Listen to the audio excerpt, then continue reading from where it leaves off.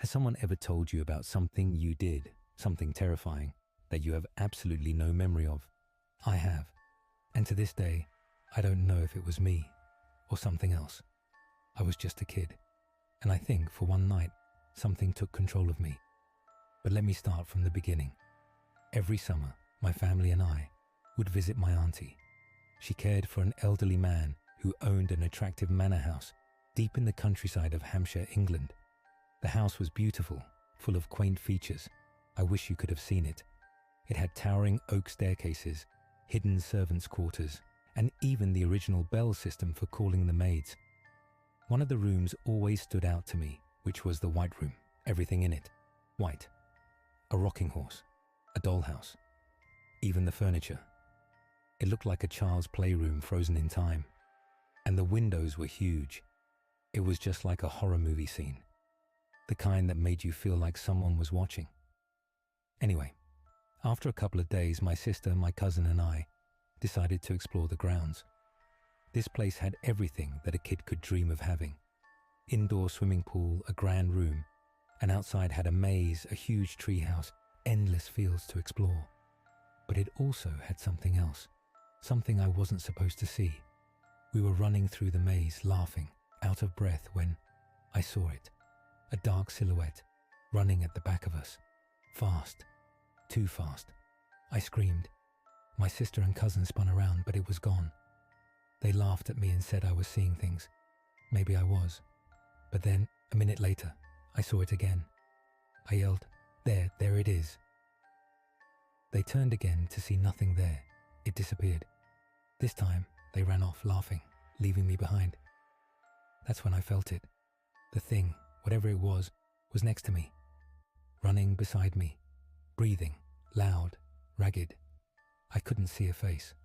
Or maybe I just couldn't process it. I collapsed to the ground, curling into myself, shaking, crying. And when my sister and cousin finally came back for me, I couldn't even speak. I was just so petrified, I couldn't make sense of what had just happened. That night, I tried to push it all away, tried to convince myself I imagined it.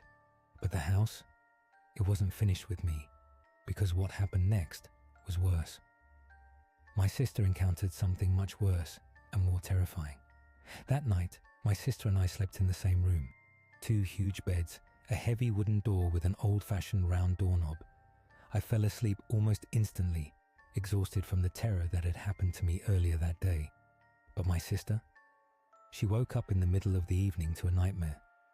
She said she woke up to me shaking violently in my bed, screaming, as if I were possessed. Then, suddenly, I sat up, wide-eyed, and shrieked, "We need to get out now." I bolted from my bed, ran to the door, gripping the doorknob with both hands, twisting it furiously, screaming, "Let me out, let me out." My sister froze, paralyzed with fear. She said she barely recognized me, like something else was inside me, possessing me. All she could do was whisper, "Please get back into bed." But I didn't listen. Instead, I stopped, abruptly, turned my head, slowly, and started humming. Then, she said, I walked to the window and started waving. My sister pulled the blankets up to her chin, her voice shaking. "There's no one there, please. Just get back in bed," she said. I didn't respond and continued to wave and hum, looking out into the darkness. After a few minutes, I turned slowly and faced my sister. I climbed onto the end of her bed and sat there, cross-legged, just smirking at her. She kept whispering, "This isn't funny. Please stop. Get back into bed." I never spoke, never moved, just sat there, grinning for ages. Then, just like that, I crawled back into my bed. In the morning, my sister was so upset and angry at me. She said I was cruel for scaring her like that, but I didn't remember any of it. And that's when it hit me. When I went upstairs to get ready for the day, I suddenly remembered things. I remembered standing at that window and seeing dark silhouettes. They looked the same as that thing that I had witnessed the previous day in the maze. A group of them, just standing there, looking up at me as if they were waiting for me. I remembered playing with other children dressed very differently to myself. We were running up and down the oak staircase, and playing in the white room. But I hadn't. Had I? When I think about it now, I'm so certain that room was always locked. To this day, I don't know if those were my own memories or if something else tried to control me. What do you think? Was I just sleepwalking? Or was something controlling me? Let me know your thoughts in the comments. And if you have any terrifying real-life encounters of your own, email me at jscarystories@gmail.com.